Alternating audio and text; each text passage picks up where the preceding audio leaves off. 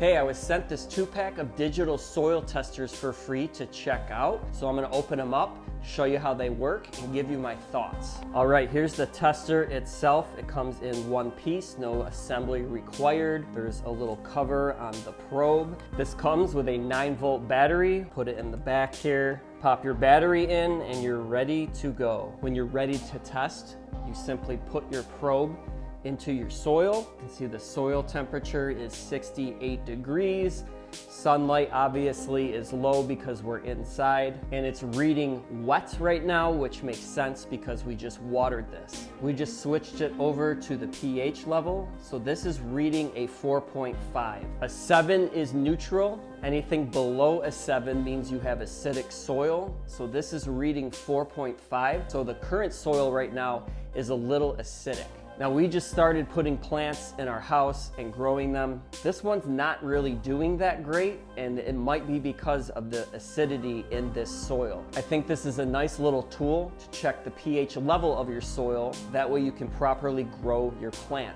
Now different plants require different pH levels for optimum performance. So do your research and see what works best for the type of plant. I like that this comes with a 2-pack. So we're gonna leave that tester and that plant and use this other one to measure our other plant. So we'll stick it in. So we stuck this one in. Now the temp reading on this is a little bit higher. It's 71 degrees. Now we haven't watered this in a little bit, so it's reading dry. We'll switch over to our pH level. Now this soil is reading a 6.5, which is a little acidic, but it's more close to that neutral reading, which is I think what we want for this plant. These can be used for both indoor and outdoor plants. You can leave them in for convenience, or if you have more plants you want to test, you can simply just pull them out and insert into the different soil that you want to check out. What I really like about this is now I can see the difference in soil between these two plants. We planted them probably 6 months apart, probably used different soil, but you can see there's definitely a difference. This is reading 4.5.